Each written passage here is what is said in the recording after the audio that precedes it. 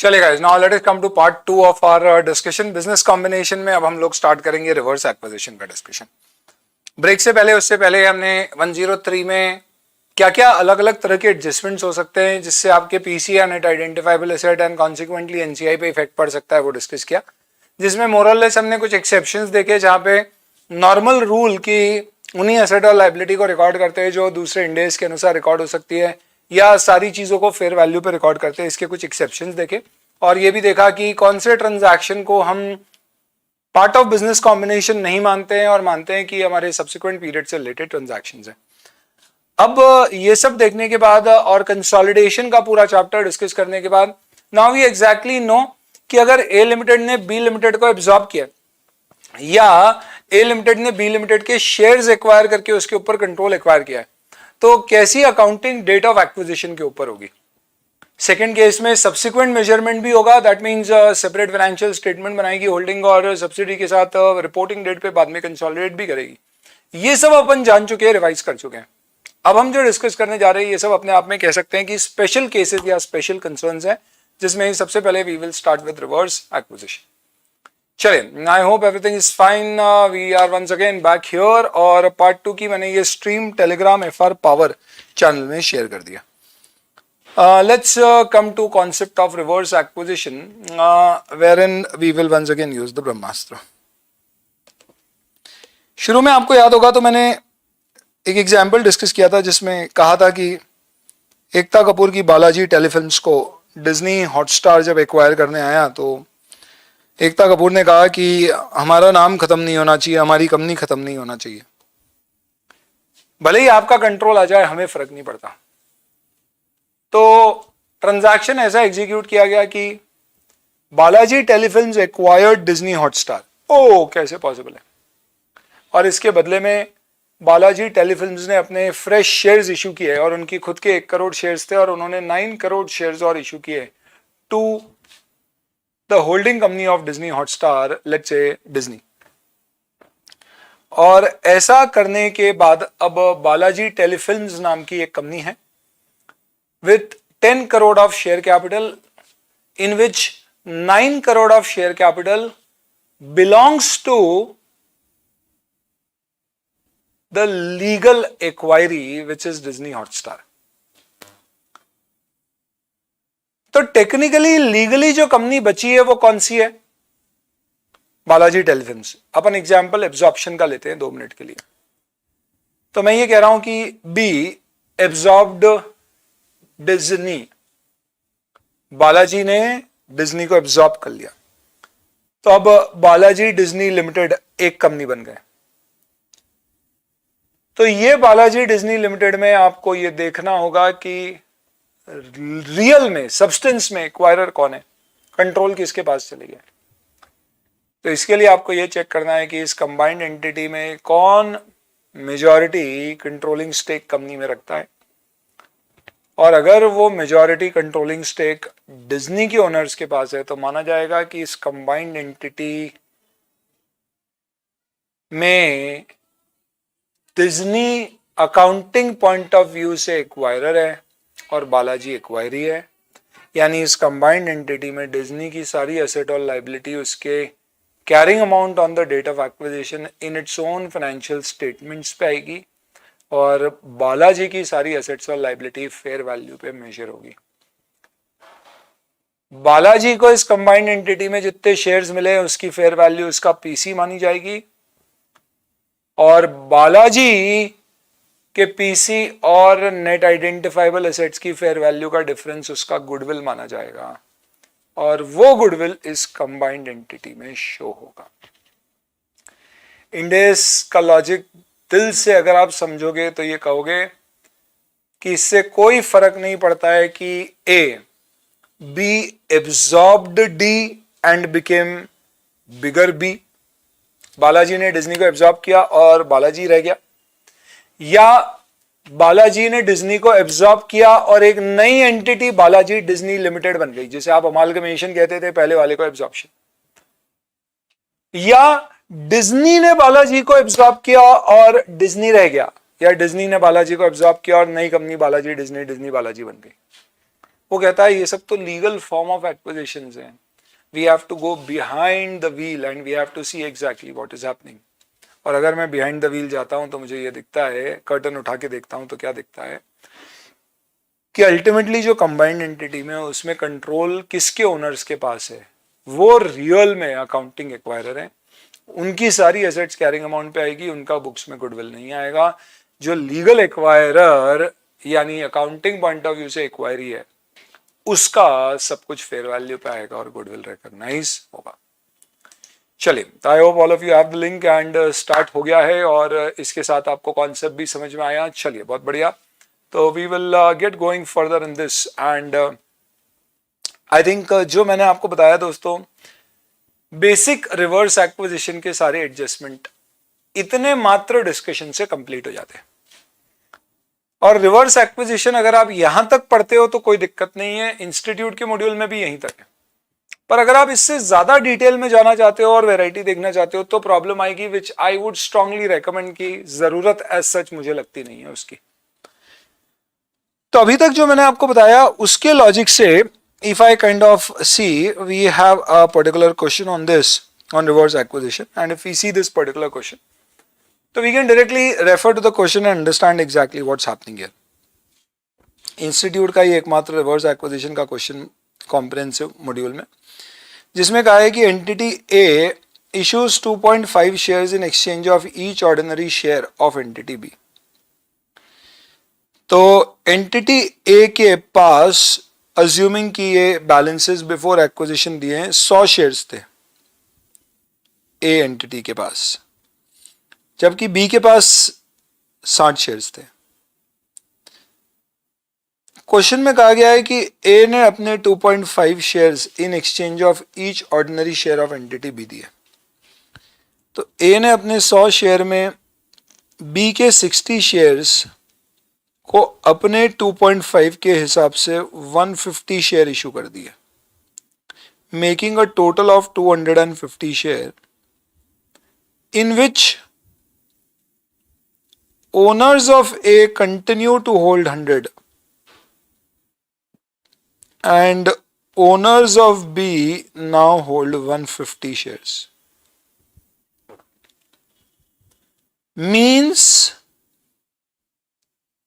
B के owner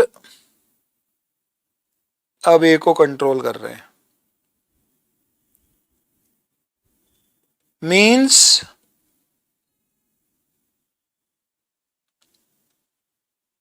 legally A is acquirer, but in substance, सही मायने में, B is acquirer. This is reverse acquisition. Legal definition क्या है reverse acquisition की? When in any particular situation the consideration is issued in form of shares such that the issuing company loses control over its own company to the receiving company. That means when consideration is issued in the form of shares such that the legal acquirer loses control over its company to the legal acquiree, it is termed as reverse acquisition. ये तभी possible है जब A B को acquire करके अपने share issue करेगा। अगर A B को कैश में एक्वायर करता है तो ऐसा कभी भी पॉसिबल नहीं होगा, क्योंकि अल्टीमेटली ए के शेयर ए के ओनर के पास ही रहेंगे। आगे देखते हैं। All entity B shareholder exchange their share in entity B, तो 60 के 60 मान गए। Therefore, entity A issues 150 shares in exchange of 60 shares of entity B. The fair value of each share of B was 40 and the market price of A was 16. यहाँ पे दोस्तों थोड़ा question आसान हो गया है, क्योंकि 40 और 16 का रेशियो 2.5:1 का है, वही एक्सचेंज रेशियो, यानी एक्सचेंज रेशियो मार्केट वैल्यू के प्रोपोर्शन में हो सकता है, ऐसा ना भी हुआ। अब मेरा सवाल है कि इसमें सबसे पहले पीसी क्या होगा। तो PC is not going to be fair value of shares issued by A to B, ये नहीं होगा, क्योंकि ये अगर आप ऐसा कर रहे हो तो आप मान रहे हो ए बी को खरीद रहा है। अब आप ये सोचो कि बी ने ए को खरीदा है, तो अगर बी ने ए को खरीदा है तो what is PC? PC is basically the worth of shares with shareholders of A in the combined entity.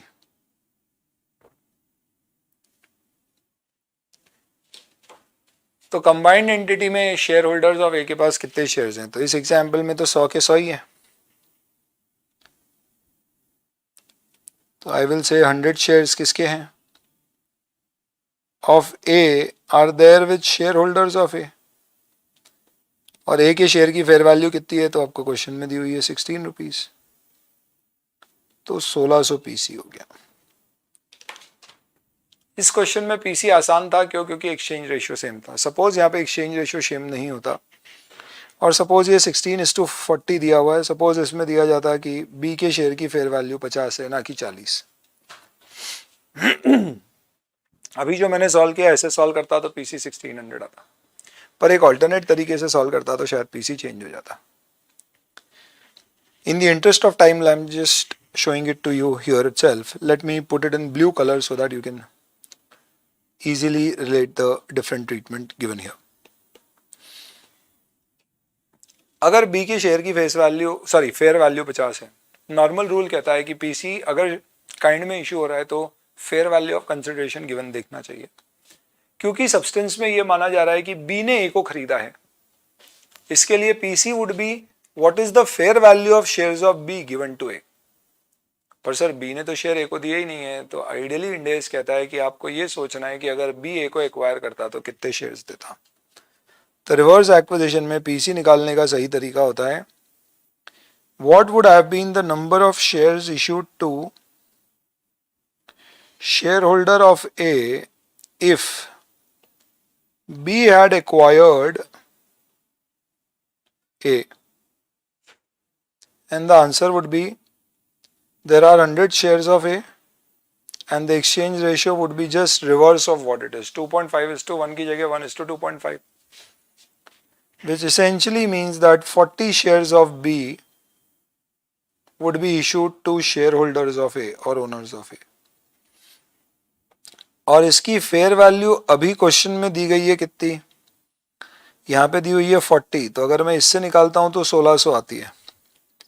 पर अगर फेयर वैल्यू बी की 50 होती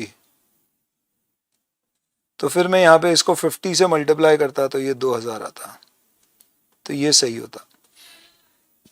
लेकिन अगर जो मैंने इस लॉजिक से निकाला है तो मैं बोलता भैया ए का शेयर 16 रुपए का है और उसके पास 100 शेयर है तो 1600 पीसी हो गया। ये लॉजिक सिर्फ तब काम लेना जब शेयर एक्सचेंज रेशियो और मार्केट वैल्यू के रेशियो सेम है, otherwise logically this is the way you have to treat. तो मैं आपको सजेस्ट करूंगा कि एग्जाम में you should always follow this approach of calculation। ध्यान रखना इस क्वेश्चन में आप इस अप्रोच से भी अगर सॉल्व करते तो आपका आंसर 1600 ही आता पीसी, अगर आप फेयर वैल्यू 40 रुपए लेते जो क्वेश्चन में दी हुई है। पर अगर आप 50 लेते इफ इट वाज 50 तो आपका सोल्यूशन 1600 नहीं 2000 आता। 40 है तो 1600 दोनों तरह से आएगा, पर मैं सजेस्ट करूंगा जो मैंने ऊपर आपको तरीका लिखा है वो यूज करना, क्योंकि आपको सब्सटेंस में सोचना है बी ने ए को एक्वायर किया होता तो कितना दिया होता।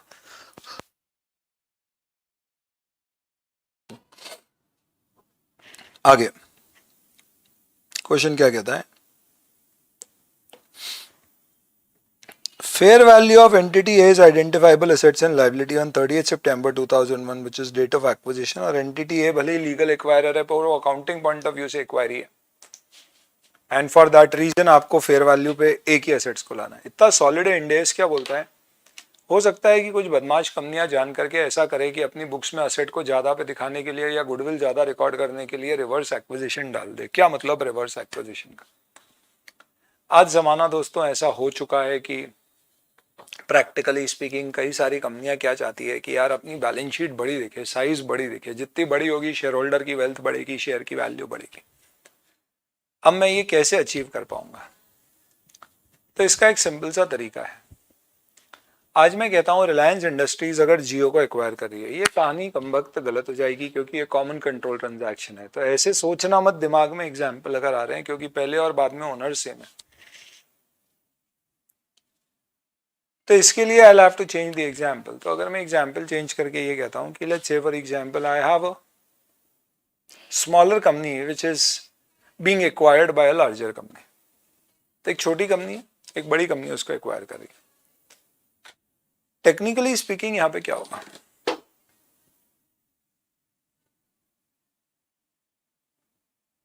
अगर मैं ऐसा यहाँ पे दिखाऊं कि छोटी कंपनी बड़ी कंपनी, सॉरी ये बड़ी है ये छोटी को एक्वायर करी, एक्चुअल में ऐसा हो रहा है ना, तो इसकी सारी एसेट्स फेयर वैल्यू पे आ जाएंगी, इसको जो ज्यादा पैसा दिया वो गुडविल आ जाएगी। पर अगर मैं ऐसा दिखा दूं कि ये छोटी बड़ी को एक्वायर कर रही है, तो मैं बोलूंगा इसकी सारी एसेट्स फेयर वैल्यू पे आएंगी, इसकी गुडविल आएगी। तो इससे जो कंबाइंड एंटिटी है उसमें बहुत सारी एसेट, बड़ी एसेट फेयर वैल्यू और बड़ा गुडविल आएगा। पर ये ऐसा थोड़ी ना है कि बुक्स में ज्यादा दिखाने के लिए अपन छोटी कंपनी को बेच देंगे अपने आप को। तो मैं बेच थोड़ी ना रहा हूं, मैं तो छोटी कंपनी को बोल रहा हूं कि दिखाने के लिए तू मुझे एक्वायर कर ले, पर बदले में तेरे शेयर इतने ज्यादा इशू करना कि प्रैक्टिकली स्पीकिंग नई एंटिटी में मेरे शेयर होल्डर के पास मेजर शेयर आ जाए। तो जैसे let's say craft foods limited India में आया, अपनी कंपनी बनाई क्राफ्ट फूड लिमिटेड, और उसने कैडबरी लिमिटेड को एक्वायर कर लिया। तो craft food is a very big company और कैडबरी स्मॉलर है, बट से कैडबरी का ब्रांड वैल्यू इंडिया में कंपैरेटिवली ज्यादा था। तो हमने बोला उल्टा दिखाते हैं अपन कि कैडबरी ने क्राफ्ट फूड को एक्वायर किया है, क्योंकि वो रजिस्टर्ड भी है, उसके पास बहुत सारे लाइसेंस भी हैं, चीजें भी आसान रहेंगी हमारे लिए। क्योंकि क्राफ्ट फूड उसको एक्वायर करेगी तो सारे लाइसेंस अपने नाम पे ट्रांसफर कराओ, क्योंकि हमारा तो अभी बिजनेस शुरू ही हुआ है। तो हमने बोला तू हमें एक्वायर कर ले और बदले में तू हमें शेयर्स इशू करना, और ये सारे शेयर्स इतने ज्यादा होंगे कि क्राफ्ट फूड उसका ओनर बन जाएगा। ऑब्वियस सी बात है, इसके बदले में हम आपकी कंपनी में खूब पैसा डालेंगे।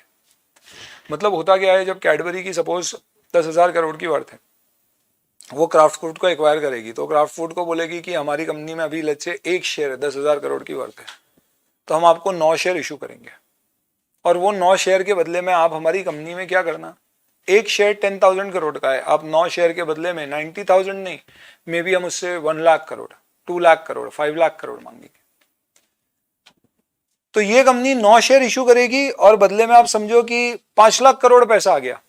तो अब ये जो रिवाइज्ड कंपनी है, उस कंपनी में 5,90,000 करोड़ की एसेट्स है, जिसमें उसके ओनर के पास 10% है। 10% का मतलब 59,000 करोड़ का उसका शेयर हो गया, जो पहले 10,000 करोड़ का था। तो क्यों नहीं बिकना चाहेगा आदमी, पर कंट्रोल शिफ्ट हो गया। अब ऐसे केस में क्योंकि आपने बड़ी कंपनी को एक्वायर किया लीगली, तो आप उसकी एसेट्स फेयर वैल्यू पे लाके उसकी गुडविल नहीं दिखाओगे। आप एक्चुअल में क्या बोलोगे कि भैया हमें हमारी गुडविल दिखानी है, रिवर्स एक्विजिशन, और कुछ भी नहीं है इसमें। तो बस ये इसका एक इंपॉर्टेंट एडजस्टमेंट होता है, पीसी कैसे निकालना है।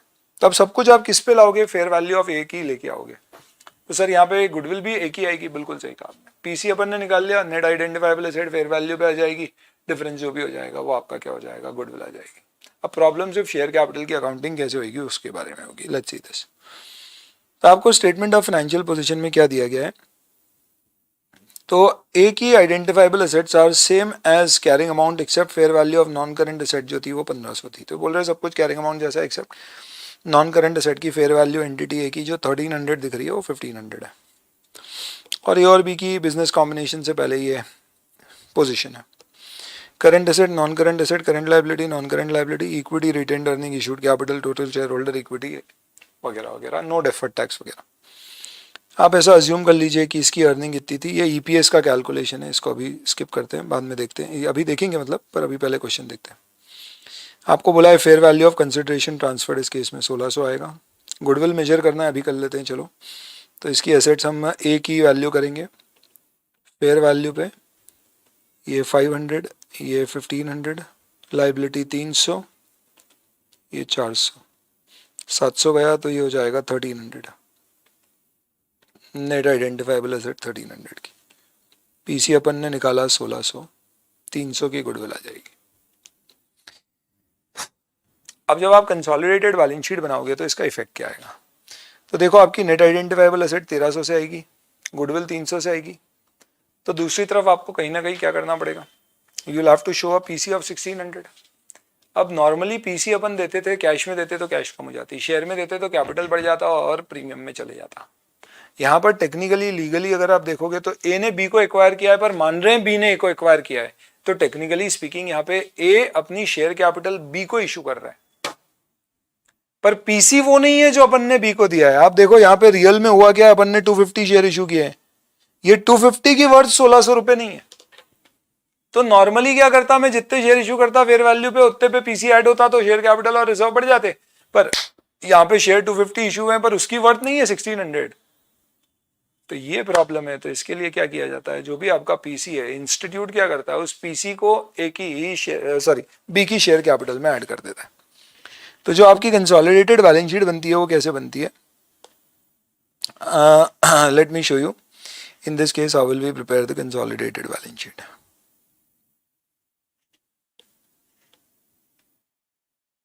क्योंकि ये चीज़ ही ऐसी है दोस्तों कि ये क्वेश्चन से ज़्यादा अच्छे से आप इसको कवर कर पाएंगे, तो बेहतर है कि डायरेक्टली क्वेश्चन सॉल्व कर लें इसका।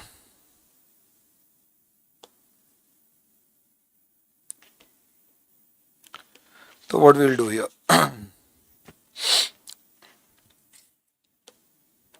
आप बनाएंगे यहाँ पे कंसोलिडेटेड बैलेंस शीट ऑफ, किसकी बनेगी है, तो लीगली ये बैलेंस शीट ए लिमिटेड की बन रही है। यहाँ पे आप लिखोगे लीगल एक्वायरर ए है पर अकाउंटिंग एक्वायरर बी है। You are making this as on 30th September.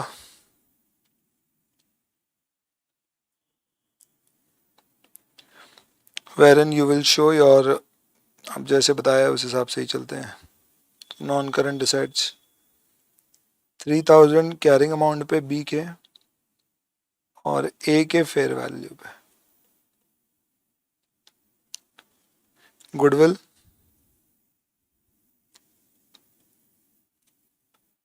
B की 300, ए की नहीं। करंट एसेट्स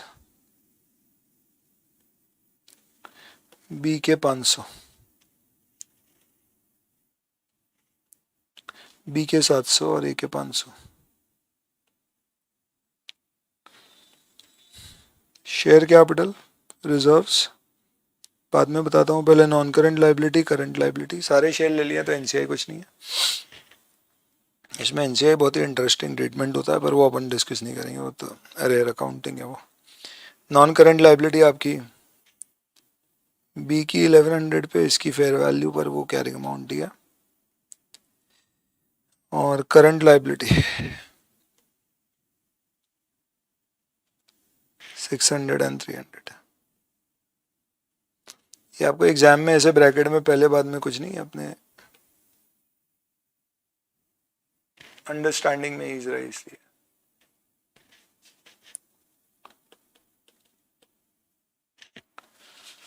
अब आप सब कुछ बी का एज इट इज ला रहे हो तो आप शेयर कैपिटल भी बी का ही एज इट इज लाओगे। तो बी का share capital, share holder equity अगर देखें तो 100 शेयर थे बी के, कितने के, सॉरी 60 शेयर थे 600 रुपए के।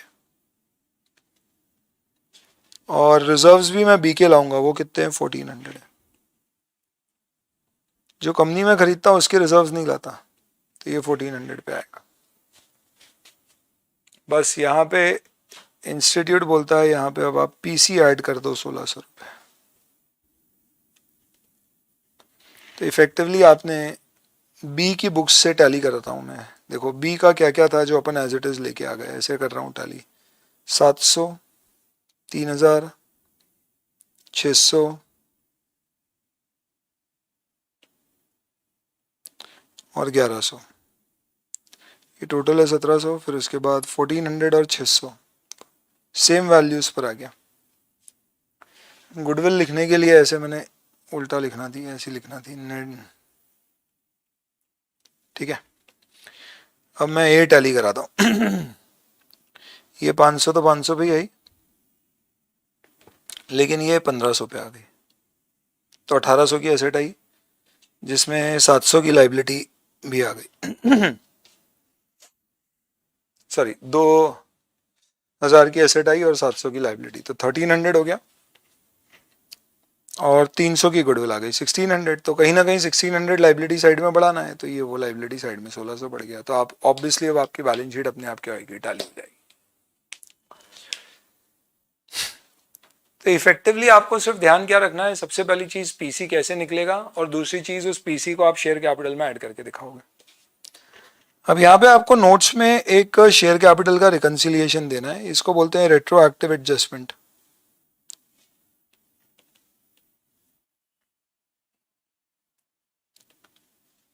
Of share capital. तो शेयर कैपिटल कितनी दिखाई जा रही है इन कंसोलिडेटेड बैलेंस शीट? 2200। बट आप बताइए legal share capital of legal acquirer जिसकी आप फाइनेंशियल स्टेटमेंट इंडिया में प्रेजेंट कर रहे हो, एक्चुअल में फाइनेंशियल स्टेटमेंट जो फाइल होंगे वो एक ही होंगे, आरओसी में एक ही नाम से होंगे।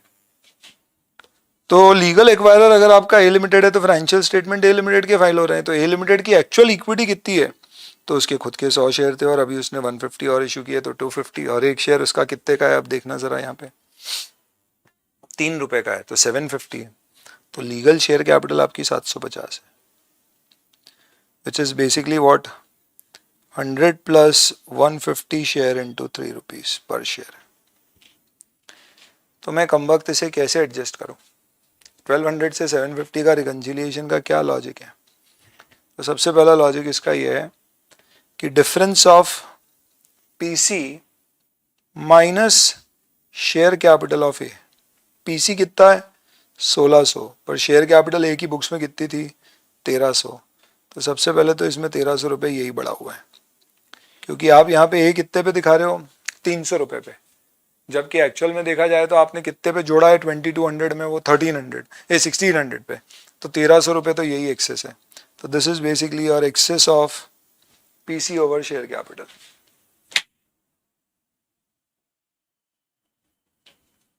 तो ये आपका पहला एडजस्टमेंट है।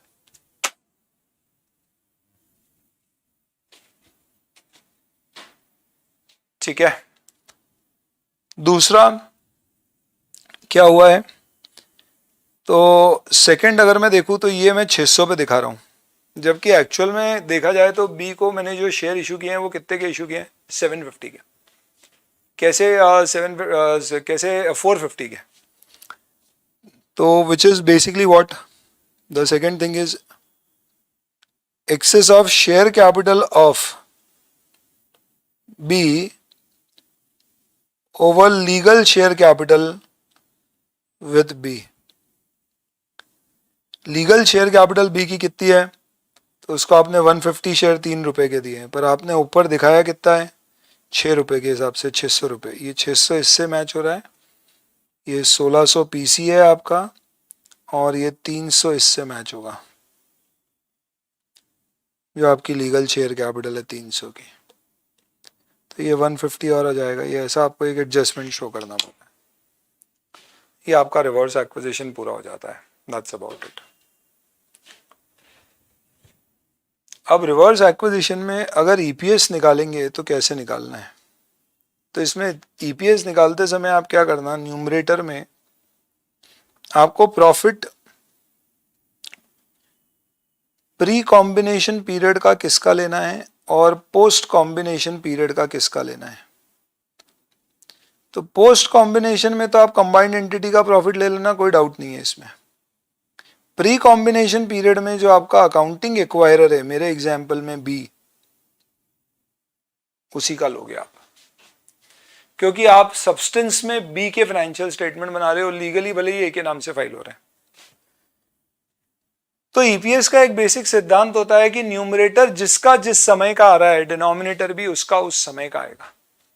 यहां पे एक एक्स्ट्रा सिद्धांत ये लग जाएगा कि EPS is a legal matter. क्यों? क्योंकि अर्निंग पर शेयर आपकी क्या आएगी, जो मार्केट में आपके शेयर ट्रेड हो रहे हैं उसकी मिलेगी, ताकि उसकी ईपीएस के आधार पे शेयर की प्राइस डिसाइड हो। तो आपको एक्चुअल में बताओ किसकी ईपीएस देना पड़ेगी, जो मार्केट में शेयर ट्रेड हो रहे हैं, और मार्केट में एंटिटी लीगली कौन सी चल रही है? ए, और ए के टोटल कितने शेयर्स हैं उस पे ईपीएस निकालना है। तो डिनोमिनेटर में आपको क्या करना पड़ेगा?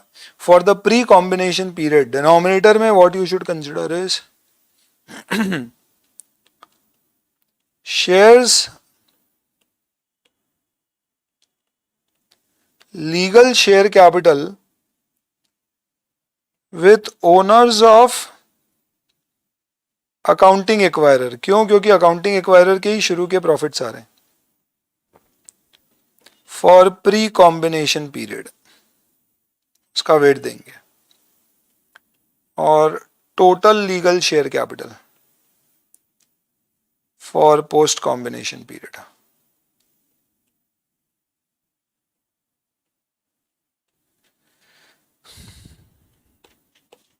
तो इस एग्जाम्पल में ईपीएस मेरा क्या आएगा? क्वेश्चन में ईपीएस के रिलेटेड आपको इन्फॉर्मेशन नीचे दी गई है. Now I will come to that aspect.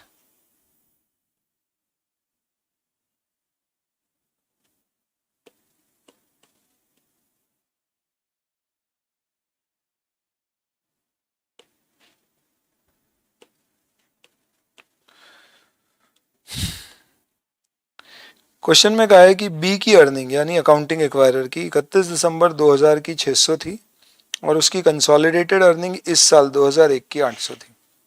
Acquisition हुआ है दोस्तों 30 सितंबर 2001. यानी अगर मैं इस साल की बात करूं तो मेरा प्री एक्विजिशन पीरियड है 1 जनवरी 2001 से 30 सितंबर 2001. पोस्ट कॉम्बिनेशन है 1 अक्टूबर 2001 से 31 दिसंबर 2001. ये बोल रहे हैं कि इस साल आपकी जो अर्निंग थी कंसोलिडेटेड वो 800 रुपये थी और आपको कोई change in number of ordinary share issued by B during the period नहीं हुआ है और 1 जनवरी से डेट ऑफ रिवर्स एक्विजिशन तक कोई चेंज नहीं.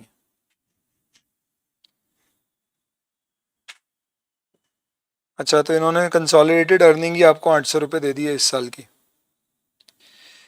तो इसका मतलब न्यूमरेटर आपको 800 टोटल दिया हुआ है तो सिर्फ डिनोमिनेटर समझ लो. यानी ये क्या बोल रहे हैं कि भैया जो आपका अकाउंटिंग एक्वायरर है उसने इस साल टोटल 800 प्रॉफिट कंबाइंड एंटिटी का दिखाया, यानी शुरू के 9 महीने का खुद का और आखिरी के 3 महीने का जोड़ के. इसमें डिनोमिनेटर में अब आप क्या करना, बी की शेयर कैपिटल लीगल जो है ना इससे कोई मतलब ही नहीं है अपने को. कौन सी है 60 शेयर से, क्योंकि आज जो कंपनी मार्केट में शेयर फ्लोट हो रहे हैं वो ए के हो रहे हैं. तो ए के आज टोटल कितने शेयर हैं 250 शेयर है सर, जिसमें से बी के पास कितने 150. तो शुरू के 9 महीने के लिए आप 150 शेयर लोगे और आखिरी 3 महीने के लिए टोटल शेयर्स ले लोगे. तो ये लॉजिक से अब आपका ईपीएस कितना आ जाएगा 800 अपॉन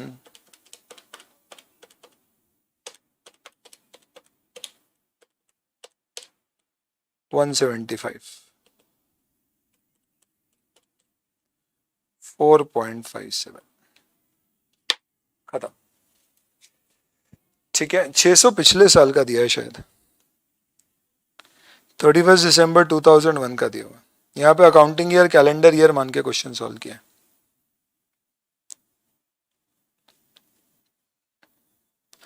ये दिया ना 31 दिसंबर पे निकालना है. अब अगर आपको रीस्टेट करना है तो ये आपका 2001 का है.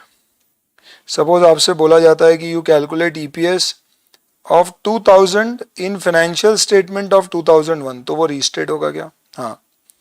तो आप बोलोगे लास्ट ईयर बी की अर्निंग 600 थी और बी के पास शेयर कितने थे 150. हालांकि उसके पास थे 100, पर अपने को उससे मतलब नहीं है. मार्केट में आज जो शेयर है उसमें से कितने बी के पास रहते अगर लास्ट ईयर का कैलकुलेट करता 150, तो वो लॉजिक से ये 4 आ जाएगा. तो ये प्रीवियस ईयर का रीस्टेटेड ईपीएस हो जाएगा. ठीक है, ये आपका एकदम क्विकली रिवर्स एक्विजिशन हो जाता है. रिवर्स एक्विजिशन का खूब सारा ज्ञान गणित यहाँ पे आपको समझाने के लिए दिया हुआ है, आप देख सकते हैं.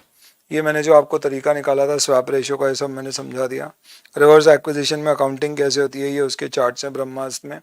आप इनफैक्ट बोर्ड नोट्स में देखना चाहें तो देख सकते हैं. जो केस मैं नहीं करा रहा हूँ वो ये वाला केस है. इस केस में क्या है सर जो यहाँ पे डिस्कस किया है, यहाँ पे हुआ क्या था, ये वाला जो क्वेश्चन आप देख रहे हो, मैं आपको एक टिप दे दूंगा बस, पर ये पूरा डिस्कस नहीं करेंगे. क्यों? अपन बहुत रेयर पॉसिबिलिटी है ये जो मैं डिस्कस कर रहा हूँ एग्जाम में आया तो तुत्ते उड़ जाएंगे लोगों के, इसलिए कोई चांस ही नहीं है. इंस्टीट्यूट के मॉड्यूल में दूर दूर तक इस तरह का कंसेप्ट नहीं है, तो उस एंगल से we not covering it now. कभी जब आएगा तब की तब देखेंगे. इसमें आपको क्या ध्यान रखना है, इस क्वेश्चन में क्या हुआ था, ये सेकेंड लाइन चेंज कर दूं तो बहुत फर्क पड़ जाएगा. क्या? All entity B shareholder exchange their shares in entity B. तो बी के टोटल कितने शेयर होल्डर थे 60 शेयर्स के, सब मान गए और सबने क्या किया इनमें शेयर ले लिया.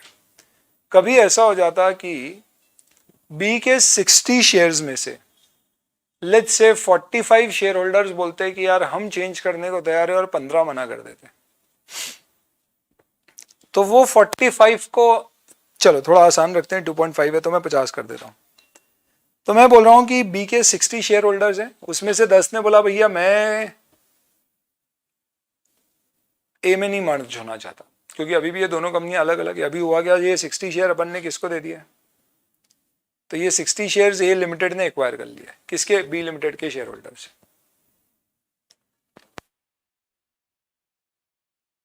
तो ये 60 शेयर किसने एक्वायर कर लिए? ए लिमिटेड ने, किसके? बी लिमिटेड के शेयर होल्डर से। तो उसकी बुक्स में आ गए, सेपरेट फाइनेंशियल स्टेटमेंट में आएंगे। अब अपन कंसोलिडेट करेंगे तो ये ऐसे कर दिया।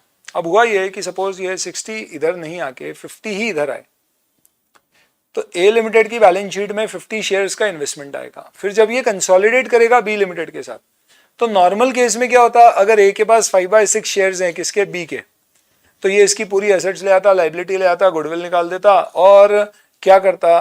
1/6 एनसीआई दिखा देता, ये बोल के कि भैया मैंने इसके 5/6 शेयर खरीदे, एक नहीं खरीदा तो एनसीआई 1/6 है।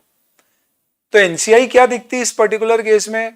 एनसीआई बेसिकली जो अकाउंटिंग एक्वायरर है बी, वो नॉर्मल केस अगर होता तो बी हमारा अकाउंटिंग एक्वायरी हो जाता है, यानी जो लीगल एक्वायरी है वही अकाउंटिंग एक्वायरी भी रहता।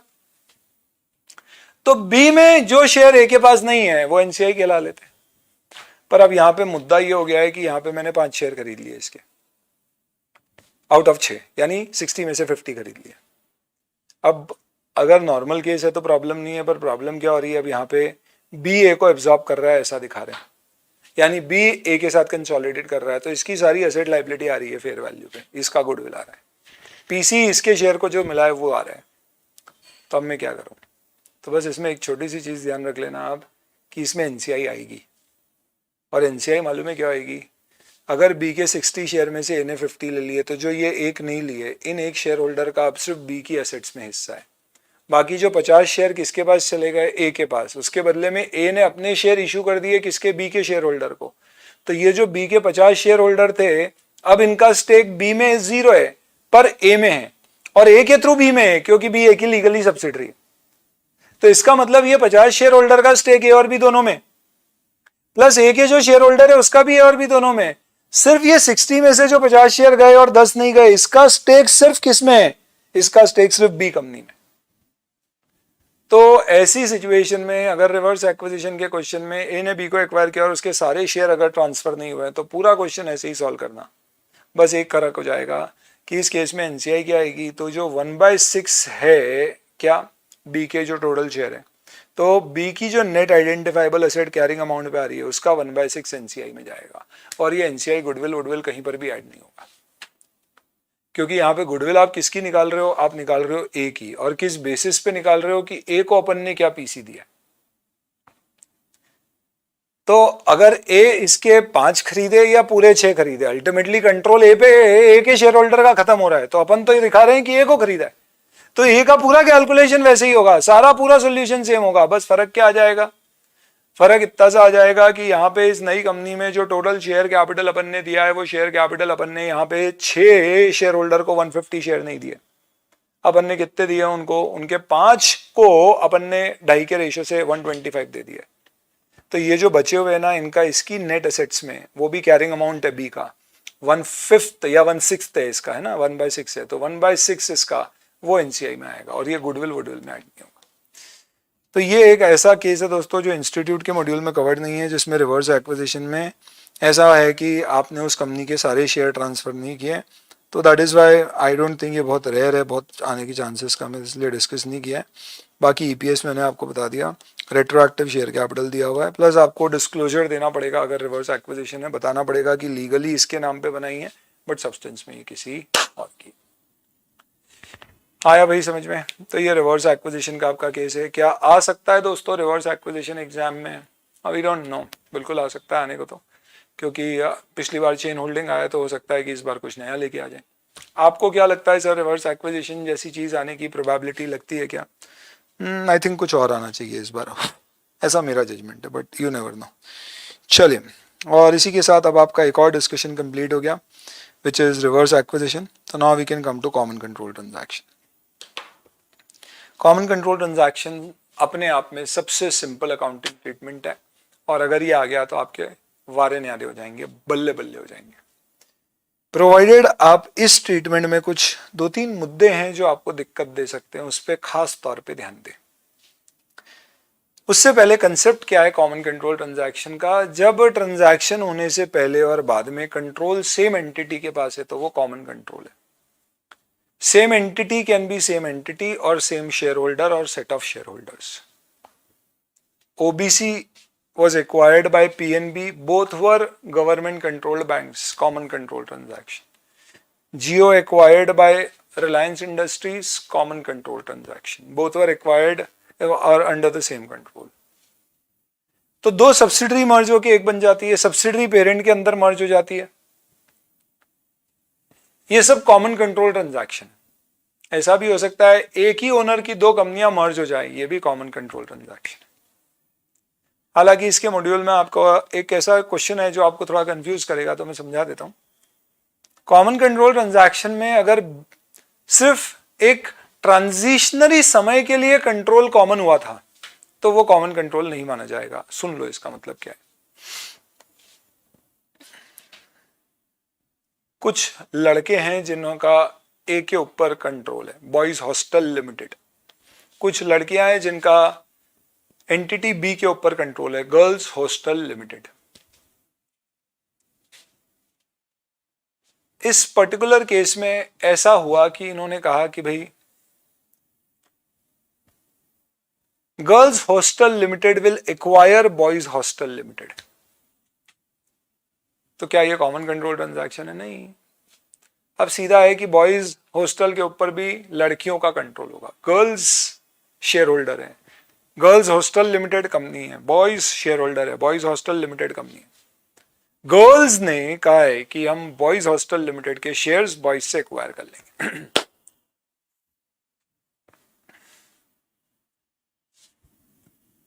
सिंपल है।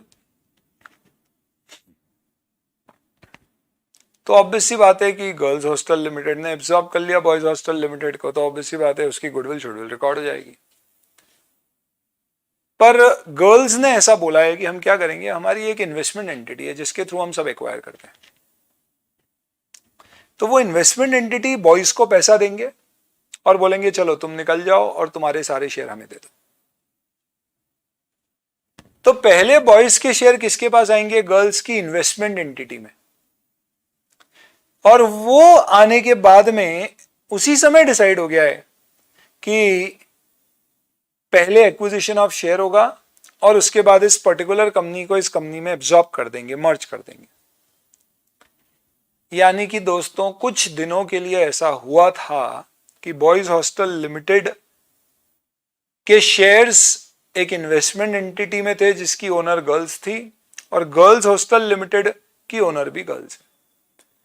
और मैंने लेट्स से 15-20 दिन, एक महीने के अंदर इस कंपनी को इसमें मर्ज करके बॉयज हॉस्टल लिमिटेड बंद कर दिया, इसको गर्ल्स हॉस्टल लिमिटेड में ले आया और वहां पे भी अब गर्ल्स हॉस्टल चालू कर दिया। बेचारे बॉयज। क्या ये कॉमन कंट्रोल ट्रांजैक्शन है? जस्ट इसलिए कि एक क्षण के लिए, कुछ समय के लिए, कुछ दिनों के लिए दोनों entities were controlled by girls? नहीं। इस पूरे को आपको एक ट्रांजैक्शन मानना है और आपको देखना है कि इसमें बीच में बस एक ट्रांजिशन पर्पस के लिए कंट्रोल कुछ समय के लिए एक एंटिटी में था और बाद में एंटिटी मर्ज हो गई, तो माना जाएगा कि girls hostel limited has absorbed boys hostel limited.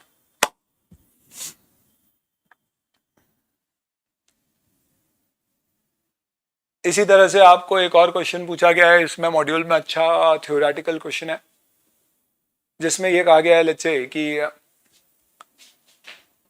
Reliance की सब्सिडरी है श्लोक लिमिटेड और श्लोक लिमिटेड ने हेमली लिमिटेड को एक्वायर कर लिया। तो वो श्लोक की सब्सिडरी हो गई और उसको इमीडिएटली रिलायंस ने अपनी कंपनी में एब्जॉर्ब कर दिया। क्या ये कॉमन कंट्रोल ट्रांजैक्शन है? नहीं, ट्रांजिशनरी कंट्रोल है। तो इसमें रिलायंस लिमिटेड अपनी बुक्स में हेमली लिमिटेड को एक्वायर किया, ऐसी अकाउंटिंग मानेगा, उसको सबको फेयर वैल्यूएबल आएगा। अल्टीमेटली कौन एक्वायर कर रहा है? रिलायंस, तो उसकी बुक्स में एक्विजिशन अकाउंटिंग होगी। भले ही टेम्परली आपने इसे बीच में इन्वेस्टमेंट सब्सिडरी में किया और फिर वहां से आप अपनी कंपनी में लेके। तो कॉमन कंट्रोल ट्रांजैक्शन कब है? जब एक पूरा सिंगल ट्रांजैक्शन और सेट ऑफ ट्रांजैक्शन होने के बाद कंट्रोल जिसके पास पहले था उसी के पास अभी भी है, तो वो कॉमन कंट्रोल है, नहीं तो नहीं।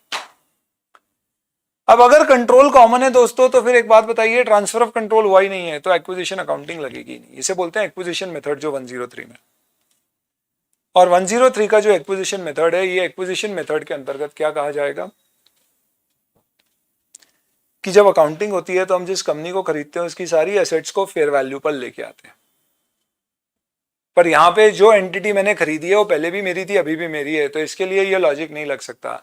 तो end S says acquisition method accounting is not applicable, or acquisition of business method accounting is not applicable when two entities were under common control before and even have the same control after the absorption or merger. That means there is no transfer of control. And in this case, how do you do accounting? We will prescribe the treatment in appendix C of the Ind AS 103. ये appendix IFRS में नहीं दिया गया है क्योंकि वो बोलते हैं भैया हमें बताना ही नहीं, अगर common control नहीं है तो हम कोई accounting prescribe ही नहीं करेंगे। लेकिन Ind AS accounting prescribe appendix के थ्रू करता है, तो ये carve out कह सकते हैं। और यहाँ पूलिंग ऑफ इंटरेस्ट मेथड लगता है। इसके अंतर्गत क्या किया जाता है, बहुत ही सिंपल है ये, आप उसकी सारी एसेट्स और लायबिलिटी अपनी बुक्स में बुक वैल्यू पे ले आओ, उसके सारे रिजर्व्स भी आप अपनी बुक्स में बुक वैल्यू पे लेके आ जाइए। तो सिर्फ क्या डिफरेंस आएगा, उसकी शेयर कैपिटल और आपने कितनी शेयर कैपिटल दी है, इसका डिफरेंस आप रिजर्व से एडजस्ट कर देना, गुडविल वगैरह कुछ नहीं आएगी। तो मतलब ये हुआ कि पंजाब नेशनल बैंक ने ओएनजीसी को एक्वायर किया, तो ओएनजीसी की जो बैलेंस शीट में asset liability reserves and surplus आ रहे थे सेम एज इट इज आ गए। पर हो सकता है कि ओएनजीसी बोल दिया मैंने, ओबीसी सॉरी, ओरिएंटल बैंक, तो एसेट लायबिलिटी रिजर्व सारे ओबीसी के एज इट इज मर्ज हो जाएंगे। अगर शेयर कैपिटल भी एज इट इज मर्ज हो जाता तो दिक्कत ही नहीं होती। पर हो सकता है भैया पंजाब नेशनल बैंक के एक शेयर की वर्थ ओबीसी के 2 शेयर की वर्थ के बराबर है, तो पीएनबी ने उसको क्या बोला होगा, भैया अपन कॉमन कंट्रोल ट्रांजैक्शन है, अल्टीमेटली सरकार की कंपनी है, पर तेरी साइज आती है तो तेरे को शेयर तो कम मिलेंगे ना, तो हम तेरे सारे शेयर होल्डर को आधा शेयर दे रहे। तो लेट्स से उसकी शेयर कैपिटल 500 थी, हमने उसको 250 दे दिया। तो अब अगर आप पूरी बैलेंस शीट को लाइन बाय लाइन सब कुछ सेम अमाउंट पे लाओगे सिवाय एक शेयर कैपिटल के जो 500 की जगह 250 आएगी, तो आपकी बैलेंस शीट में कितने का मिसमैच आएगा, 250 का इक्विटी और लायबिलिटी साइड में, इसे आप कैपिटल रिजर्व में डाल देना, खत्म। तो सर ये तो मर्जर वाली अकाउंटिंग हो गई। हाँ, एएस में कैसा मर्जर होता था, क्या बोलते थे एएस में, तो इतने गजब होते थे। एएस बोलता बेटा मर्जर कब मानना, जब 5 कंडीशन फुलफिल हो जाए, और पुलिंग ऑफ इंटरेस्ट लगा देना जिसमें जो मैंने बोला वैसी अकाउंटिंग करना। क्या होता है sir pulling of interest method, बेटा पुलिंग ऑफ इंटरेस्ट मेथड तब लगाते हैं जब मर्जर होता है जिसमें 5 condition, all asset and liability taken over. Sir मैंने सब एसेट लायबिलिटी ले ली, कंटिजेंट लायबिलिटी नहीं ली, तो क्या मर्जर लग सकता है, taken over at book value except changes in accounting policy. Sir मैंने सारी एसेट लायबिलिटी ले ली पर फिक्टिशियस एसेट नहीं ली, पर ली तो बुक वैल्यू पे नहीं लिया। पर मैंने क्या किया, मैंने सारी एसेट और लायबिलिटी ले ली और उसे रिवैल्यू बाद में कर लिया। सर मैंने उसे बोल दिया तू पहले सब रिवैल्यू कर ले, फिर मैं रिवैल्यूड अमाउंट पे एसेट लायबिलिटी ले लूंगा। अब इस केस में मर्जर चलेगा क्या सर, क्योंकि उसका जो लास्ट कैरिंग अमाउंट था उसी पर लिया है। तीसरी condition, PC is discharge in form of shares. कौन से शेयर, इक्विटी शेयर्स या प्रेफरेंस शेयर भी चलेंगे, नहीं इक्विटी। अच्छा, ऑल इक्विटी शेयर होल्डर और at least 90% of the equity share holder agree to become share holders in the acquiring company. 90% of equity share holder और all share holder. Sir equity तो preference share holder को cash में भी अगर मैंने PC दिया तो चलेगा, बिजनेस शुड कंटिन्यू। अरे क्या तो कंडीशन थी, ऐसे घुमा सकता था मैं उस कंडीशन से, आपको यूं बाहर निकाल सकता था। और मजे की बात सुनो, एएस में क्या होता था, मर्जर का लॉजिक सुन जाता हूं मैं आपको। ए लिमिटेड है बड़ी कंपनी अमेजॉन जैसी, और ए लिमिटेड है छोटी सी कंपनी अमेजॉन के ए के बराबर भी। अमेजॉन लिमिटेड ने ए को एक्वायर कर लिया और बोला तेरी सारी एसेट लायबिलिटी बुक वैल्यू पे ले लूंगा, मैं सारी एसेट लायबिलिटी लूंगा, तेरा बिजनेस भी चालू करूंगा और तेरे इक्विटी शेयर होल्डर को अमेजॉन के शेयर दूंगा। आप बताओ क्या अपन दोनों दोस्त बन गए, यार बन गए, अपन दोनों मर्ज हो गए, साथ में मिलकर बिजनेस कर रहे हैं। अब बात करते हो, कुछ नहीं किया है, खरीद लिया है तुम्हारी कंपनी को, बदले में पैसे की बजाय तुमको अमेजॉन के शेयर दे दिए। अब तुम सोचो कि I am also equity owner in Amazon. Sorry ये खड़ा नहीं हो रहा, सॉरी अमेजॉन के सामने ये नहीं उठता। मैंने बोला अरे अब मैं भी ओनर हूं अमेजॉन का, वो और मैं मिलके मर्ज करके पूलिंग ऑफ इंटरेस्ट साथ में अपन कंपनी चलाएंगे। अब तुम्हारा उस कंपनी में 1% शेयर भी नहीं होगा। पांचों कंडीशन फुलफिल हो गई, मर्जर की अकाउंटिंग यानी अमेजॉन सब कुछ एसेट लायबिलिटी बुक वैल्यू पे लाएगा। कुछ तो भी कर रहे हो यार। अमेजॉन ने खरीदा उस कंपनी को, पीसी सिर्फ शेयर के फॉर्म में डिस्चार्ज किया। पीसी शेयर इतने हैं कि उससे अमेजॉन के ओनर का कोई कंट्रोल डाइल्यूट नहीं हुआ। ये एब्जॉर्प्शन अकाउंटिंग है। तो एएस वाली अकाउंटिंग अपने आप में लगाना ही और यहाँ सब कुछ अलग। यहाँ क्या बोलता है, मुद्दे की बात समझो, क्या कंट्रोल पहले जिसके पास था अभी भी उसी के पास है? नहीं है ना, वो ए का कोई और कंट्रोल करने वाला व्यक्ति था जिसको अमेजॉन ने खरीद लिया। तो ये है बिजनेस एक्विजिशन। हाँ, पर अमेजॉन की लेट्स से फॉर एग्जांपल एक सब्सिडरी अमेजॉन प्राइम, उसको मैंने मर्ज कर दिया, पहले भी उसी के पास कंट्रोल है, आज जिसके पास है कॉमन कंट्रोल है। अब कॉमन कंट्रोल में गुडविल नहीं आना चाहिए, क्यों? क्योंकि वो मेरी सेल्फ जनरेटेड गुडविल है, मेरी ही कंपनी की मेरी बनाई हुई गुडविल है, ये सब मैं ही तो हूं। तो मैं उसकी एसेट लायबिलिटी को सबको किस पे लेके आऊंगा? कैरिंग अमाउंट पे। रिजर्व भी लाऊंगा उसके, हाँ वो भी लेके आऊंगा। फर्क सिर्फ क्या होगा, बस उसका शेयर कैपिटल हो सकता है अमेजॉन प्राइम के एक शेयर की वैल्यू अमेजॉन के एक शेयर के बराबर नहीं हो, तो हो सकता है उसकी 100 रुपए की शेयर कैपिटल के बदले में मैंने अपने सिर्फ 5 रुपए की फेस वैल्यू के शेयर दिया हो, तो 95 कैपिटल रिजर्व में 105 देते था, तो 5 रुपए मैं अपने रिजर्व से लेस कर दूंगा, खल्लास।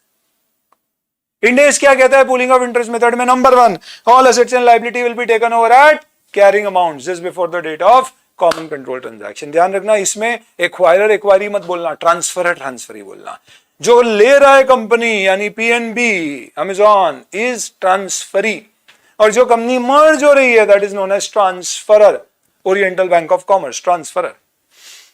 तो सारी एसेट लायबिलिटी कैरिंग अमाउंट पे ले आना, सारे उसके रिजर्व बुक वैल्यू पे ले आना, और जो शेयर कैपिटल आपने उसे दिया है उसे भी फेस वैल्यू पे लाना, भले ही उसकी मार्केट वैल्यू कुछ भी है। तो लेट्स से अमेजॉन ने अमेजॉन प्राइम को उस पूरी कंपनी के बदले में अपना सिर्फ एक शेयर 1 रुपए का दिया है, भले ही उसकी मार्केट वैल्यू 1 करोड़ रुपए हो, आप बुक्स में 1 रुपए पे लाना और जो भी डिफरेंस है उसको रिजर्व में डाल देना। तो कंडीशन सिर्फ ये है कि एसेट लायबिलिटी सब कुछ कैरिंग अमाउंट पर आएगी, रिजर्व्स आएंगे ट्रांसफरर कंपनी के, और शेयर कैपिटल जो इशू किया है उसे फेस वैल्यू जो पेड अप वैल्यू उस पे मेजर किया गया, difference will be adjusted from reserves. That's the accounting for common control transaction. बहुत बढ़िया सर, तो क्या ये हो गया? Absolutely, there is no doubt about it, no doubt about it. बस कॉमन कंट्रोल ट्रांजैक्शन में सिर्फ एक चीज मेरी सुन लेना, और वो क्या?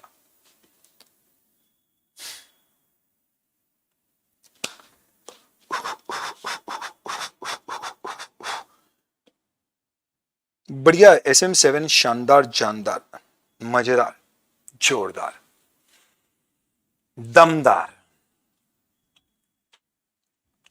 क्वेश्चन है। ये इजी है सर, ये आना चाहिए। हाँ ये सही बोले आप। एक्स और बी एक्स अमलगमेट हो गए। अच्छा मजे की बात सुनो दोस्तों, इंडेस तो जादू है।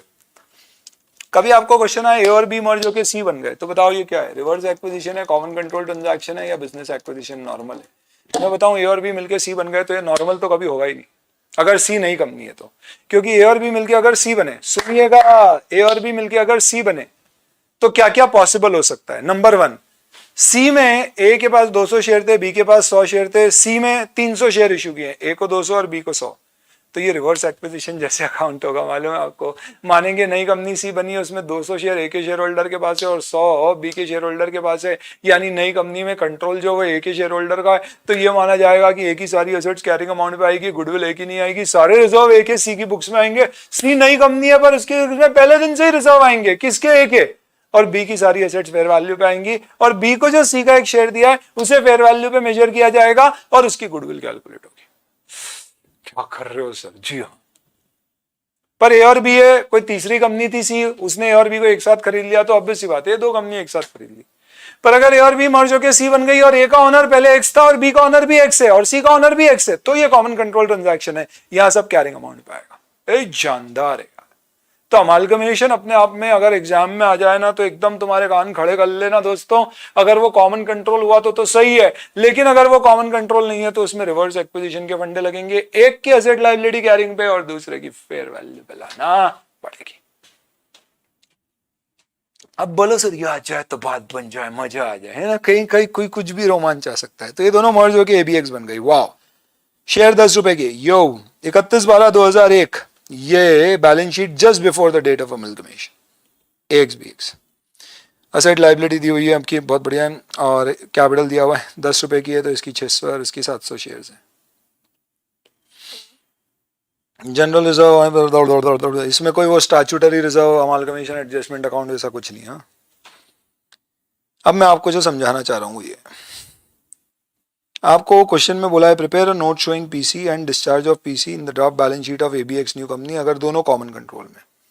तो अगर दोनों कॉमन कंट्रोल में ना, तो ये क्वेश्चन इधर ऐसे ही सॉल्व हो जाएगा। कैसे मालूम है? इसको लिख दो 16,000, इसको लिख दो 1600, इसको लिख दो 4,000, इसको लिख दो 5,800, रिस्पेक्टिव ऑफ फेयर वैल्यू 7,000 और 8,500। ये मर्ज होएगा 5,750, प्लस माइनस हो सकता है इसमें कुछ। सिर्फ एक चीज का फर्क पड़ेगा कि भैया जो नई कंपनी बनी है उसकी शेयर कैपिटल कितनी है। बस ये जो मैं सुन रहा हूं इसको ध्यान से सुन लेना। कॉमन कंट्रोल ट्रांजैक्शन के सिचुएशन में पीसी के लिए क्वेश्चन में अलग अलग तरह से इंफॉर्मेशन देने के कारण आपको हो सकता है कभी सतर्क रहना पड़े कि पीसी कैसे कैलकुलेट किया जाएगा। आपकी पावर स्ट्राइकर का 7th क्वेश्चन AX BX मर्ज होके ABX बने।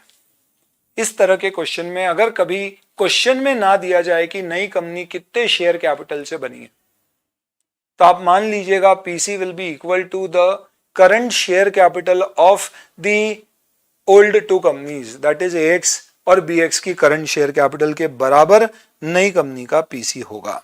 तो आप मान लेंगे पीसी 13,000 होगा। अगर क्वेश्चन में स्पेसिफिकली ABX कितने शेयर से बनी है नहीं दिया है तो। नंबर 2, अगर क्वेश्चन में ये तो नहीं दिया ABX कितने शेयर से बनी है, पर ऐसा दिया गया है कि ABX was made and it issued shares to AX Limited and BX Limited in requisite numbers, then requisite number does not means जितनी उनकी शेयर कैपिटल है उतनी शेयर कैपिटल। रिक्विजिट नंबर का मतलब होता है total share capital will be equal to the total individual share capital, यानी कि ABX will be formed with 13,000 share capital, but it will be issued to A and B in the requisite ratio which will be in the ratio of fair value. Remember, in common control transaction we do not bring assets and liability at fair value, but while discharging PC we may allocate PC to entities in the proportion of their fair value to be justified, because if one company is larger than the other, even if they are under common control of one person, they may get different number of shares. तो अगर requisite number दिया जाए तो इस question में 13,000 को आप A और B की अगर फेयर वैल्यू दी हुई है कंपनीज की तो उसके रेशियो में डिवाइड कर देना टोटल 13,000 को। थर्ड पॉसिबिलिटी हो सकती थी कि क्वेश्चन स्पेसिफिकली कहे कि AX Limited and BX Limited merged to form ABX Limited. ABX Limited was formed with total share capital of 10,000. Question stops. तो आप 10,000 को डिवाइड करोगे A और B में 6:7 उनकी एग्जिस्टिंग शेयर कैपिटल के रेशियो में। लेकिन अगर कहा जाए कि ABX Limited will be formed with share capital of 10,000 to be issued to AX and BX in requisite number, then in that case 10,000 की शेयर कैपिटल को आप डिवाइड करोगे in ratio of the fair value of AX and BX Limited। इन दोनों ही example में क्योंकि आपकी ABX limited में total share capital 10,000 आएगी, क्योंकि क्वेश्चन में गिवन है पीसी 10,000 हो गया एक तरह से, बट दोनों की अगर मैं असेट लायबिलिटी और रिजर्व सब कंबाइन करता तो डिफरेंस नहीं आता अगर शेयर कैपिटल भी कंबाइन होती। पर इस क्वेश्चन में शेयर कैपिटल 13,000 है और अगर क्वेश्चन बोलते 10,000 दी है तो जो 3,000 आपने कम दी है that will be adjusted from reserve. तो कम देने से कैपिटल आपकी कैपिटल रिजर्व बढ़ जाएगी, ज्यादा दी होती तो आपकी जो भी रिजर्व है वो कम हो जाएंगे। एक आखिरी पॉसिबिलिटी कि सपोज AX और BX दोनों कॉमन कंट्रोल में हैं और BX ने AX को एब्जॉर्ब कर लिया, तो नई कंपनी ABX नहीं है BX है, पर BX ने AX को एब्जॉर्ब कर लिया, पर ये दोनों कॉमन कंट्रोल में थी तो AX की सारी एसेट लायबिलिटी और रिजर्व्स कैरिंग अमाउंट पे आएंगे। सवाल ये उठेगा कि अपन AX को क्या देंगे। अगर क्वेश्चन साइलेंट है तो जो AX की शेयर कैपिटल है इस एग्जांपल में 6,000 वो देंगे, पर अगर क्वेश्चन बोलता है कि रिक्विजिट नंबर ऑफ शेयर्स हम देंगे AX के शेयर होल्डर को, तो फिर हमें बोलना होगा कि BX की फेयर वैल्यू क्या है। लेट्स से BX की फेयर वैल्यू 14,000 है और उसके शेयर 7,000 है या 700 है, तो उस पर्टिकुलर रेशियो में 6,000 के बदले में कितने शेयर देता उतने शेयर में इशू करूंगा। तो इनफैक्ट वहां पे फेयर वैल्यू के रेशियो में शेयर एडजस्ट होंगे। तो लेट्स से आपको क्वेश्चन में दिया गया है कि फेयर वैल्यू AX की 11,000 है और BX की 14,000 है, तो आप क्या करेंगे, आप बोलेंगे कि 11,000 अपॉन 14,000 इंटू BX की कितनी शेयर कैपिटल है 7,000, इतना इंटाइटलमेंट है AX के शेयर होल्डर का। ये कब, जब BX AX को एब्जॉर्ब कर रहा है और कॉमन कंट्रोल ट्रांजैक्शन है और PC रिक्विजिट नंबर में डिस्चार्ज करना है ताकि इतने शेयर AX के पास जाएं जिससे कि फेयर वैल्यू के प्रोपोर्शन में दोनों कंपनी में एक बैलेंस बना हुआ है। ये मैंने सारी पॉसिबिलिटी पीसी से रिलेटेड जो आपके सामने आ सकती है, एब्जॉर्प्शन, अमलगमेशन, पुराने जमाने की बात करूं, टाइप के क्वेश्चंस में जहां क्वेश्चन साइलेंट है या रिक्विजिट नंबर की बात करता है, टोटल पीसी दिया है नहीं दिया है, ए बी मिलके नई ए बी एक्स बन रही है या ए बी बी एक्स में ए एक्स बी एक्स में एब्जॉर्ब हो रही है, ये सारी सिचुएशन में क्या होगा। It's a very important note, बहुत काम आएगा। अगर आपको कभी एग्जाम में कोई ऑडियो नोट ले जाने की परमिशन दी जाए और आपको लग रहा है सीसीटी आएगा, तो ये वाला ले जाए।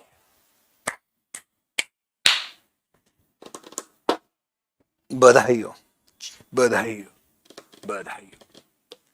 What is the meaning of common control of one person? इसका मतलब दोनों कंपनी अल्टीमेटली क्या है, एक ही ज्यादा कंट्रोल है, यानी दो या दो से ज्यादा कंपनियों में there is one particular company which is having the majority stake.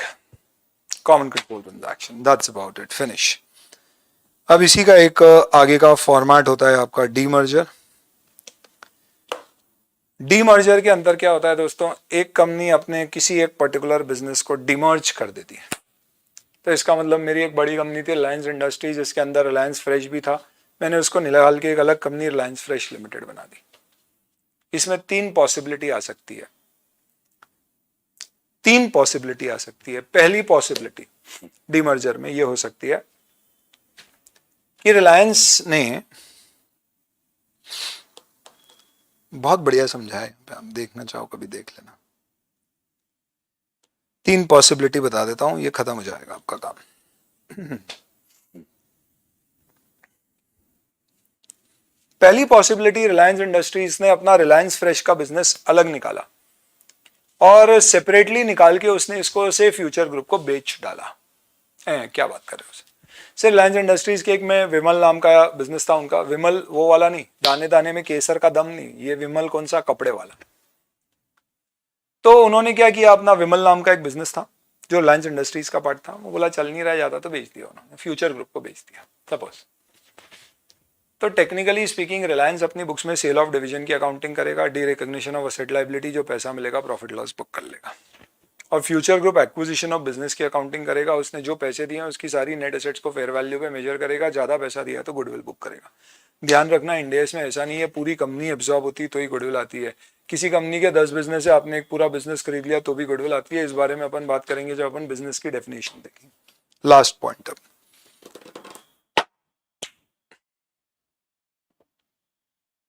Second, Reliance industries limited का एक बिजनेस था रिलायंस फ्रेश का, वो उन्होंने निकाल के एक अलग कंपनी बना दी Reliance limited, sorry Reliance fresh limited.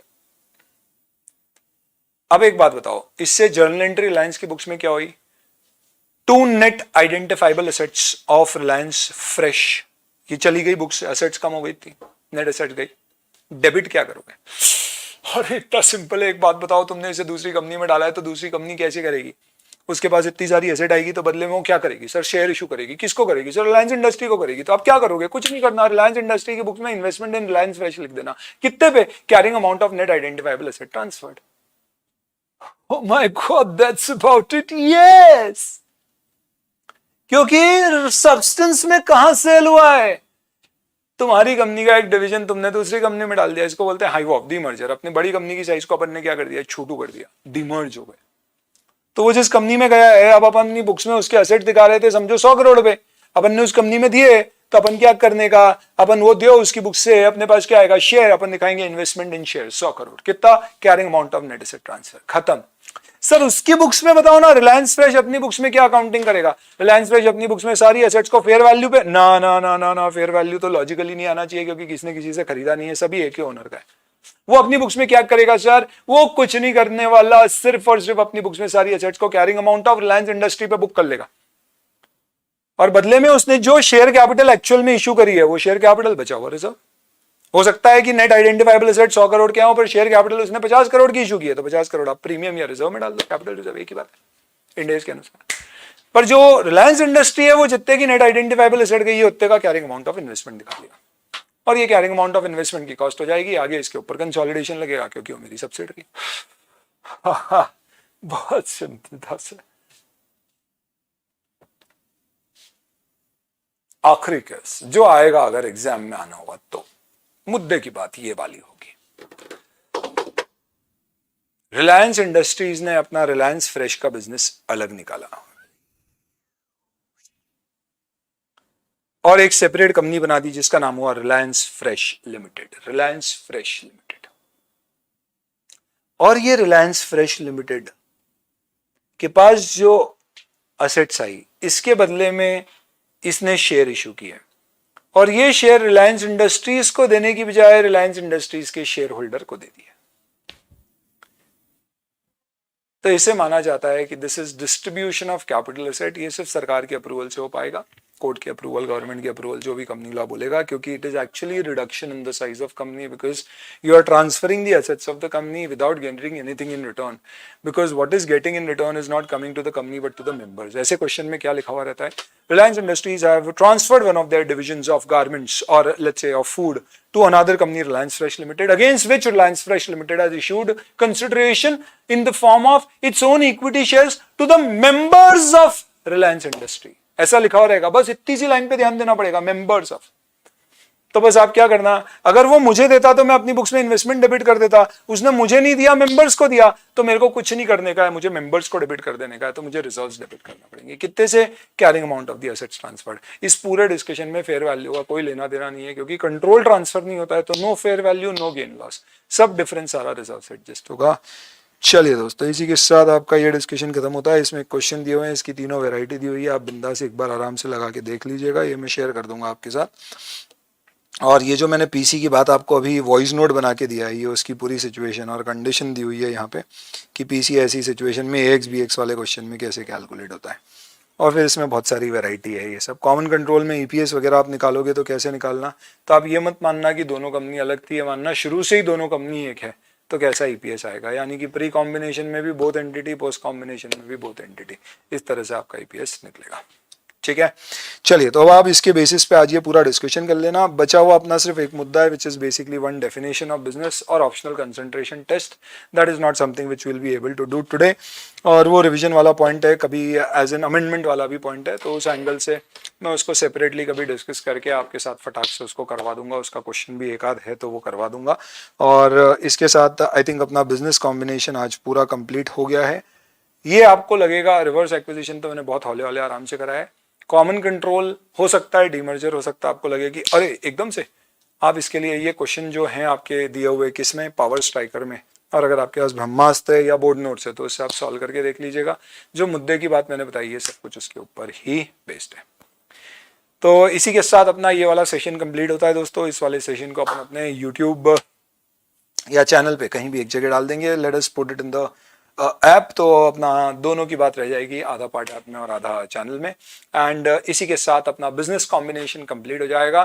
तो कल हम इसका जो बचा हुआ पोर्शन है वो नहीं रखेंगे, मे भी कल क्लास खत्म होने के बाद 15-20 मिनट में मैं वो कवर कर लूंगा। तो कल की दोस्तों हमारी जो सुबह की शुरुआत होगी वो शुरुआत होगी शेयर बेस्ड पेमेंट से। That is something which we are going to complete.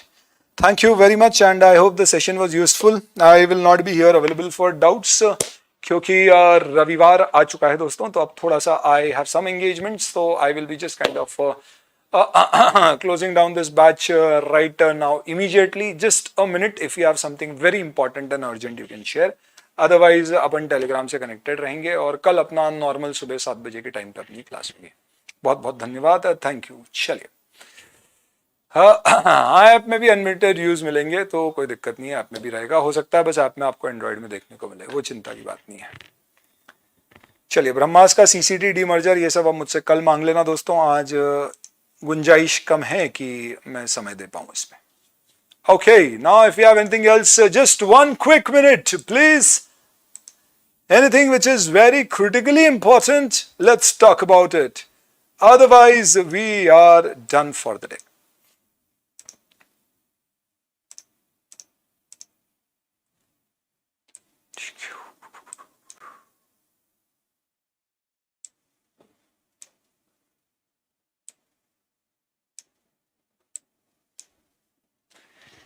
चले जी, और कैसा रहा सेशन ये भी आप देना चाहें तो दे सकते हैं फटाफट, और कंप्लीट करेंगे अपना डिस्कशन यहाँ पे।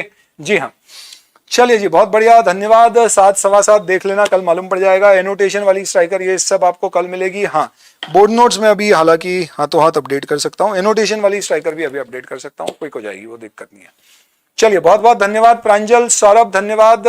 स्टूडियो यार क्षमा करो, आज लेट हो गया तो इसलिए आज नहीं दिखा पाऊंगा, तो शायद तुमको अगले संडे तक अब इंतजार करना पड़ जाए।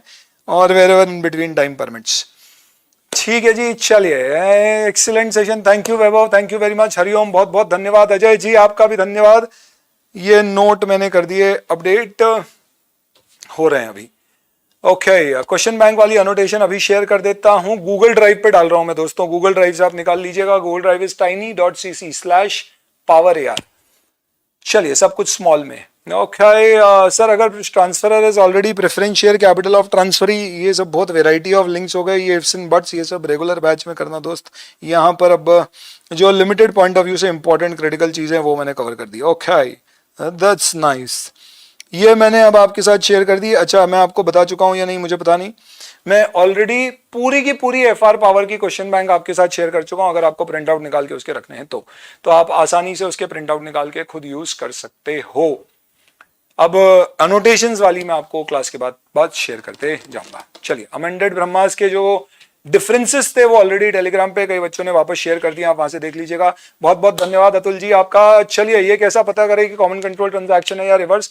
अगर आपको क्वेश्चन में दिया जाए कि ए बी मर्ज होके ए या सी बने हैं और दोनों के ओनर सेम है ऐसा कहा जाए तो ही कॉमन कंट्रोल लगेगा, अदरवाइज नहीं लगेगा। और ए और बी मिलके सी बने तो आप देख लेना किसको ज्यादा शेयर मिले, माना जाएगा कि उसके पॉइंट ऑफ व्यू से एक्विजिशन की एंट्री होगी, यानी रिवर्स एक्विजिशन जैसा सॉल्व होगा। चलिए, टेस्ट कब है? कल हमारा बिजनेस कॉम्बिनेशन कंप्लीट हो जाएगा, तो परसों दोस्तों आपका कंसोलिडेशन और बिजनेस कॉम्बिनेशन का, इनफैक्ट शेयर बेस्ड पेमेंट भी उसमें शामिल होगा। तो वेंसडे आपका कंसोलिडेशन, बिजनेस कॉम्बिनेशन और शेयर बेस्ड पेमेंट का टेस्ट होगा। चलिए, 7 पार्ट 1 मिस हो गया, एनी सोल्यूशन? जिनका कोई भी पार्ट मिस हो गया है, आप बैकअप वाली क्लास सब्सक्राइब कर सकते हैं। elearn.fast.edu.in आपकी फास्ट की जो वेबसाइट है, उस पे बैकअप के लेक्चर्स अवेलेबल है, आप ढूंढेंगे तो आपको मिल जाएगा। You can subscribe to it, उसमें आपको कुछ लिमिटेड आवर्स के बैकअप मिल जाएंगे। कुछ लेक्चर्स मिस हो गए तो देख सकते हैं, सारे नहीं मिलेंगे, थोड़े घंटे के बैकअप है उसमें। चलिए, एफआर पावर हम शेयर करी है, एफआर पावर की आप गूगल ड्राइव में जाइए, उसमें देखिए पावर स्ट्राइकर, उसमें देखिए विदाउट एनोटेशंस वाली, उसमें मिलेगी पूरी। थोड़ा ढूंढो बच्चों। फास्ट वेबसाइट टेस्ट सीरीज वाली में कोई इशू आ रहा है? चलो मैं एक बार, अब आज संडे है, पूछता हूं कुछ हो सकता है तो। कल शेयर बेस्ड पेमेंट होगा, जी हाँ। Thank you very much for all your chats and धन्यवाद दोस्तों आप लोगों के लिए। And it really means lot, 3 घंटे आपने बिना ब्रेक के सुबह पढ़ा, that is something which is a salute to you. पढ़ना हमेशा मुश्किल है, पढ़ाना हमेशा आसान, और इसके लिए आप लोगों का संडे को आने के लिए बहुत बहुत धन्यवाद। आप भी मुझे दे दो धन्यवाद संडे को समय लगाने के लिए, और आप मुझे धन्यवाद मत दो, आप मुझे सिर्फ बढ़िया रिजल्ट दे देना। बाकी अब अपनी मुलाकात होगी कल। चलिए, थैंक यू, बाय।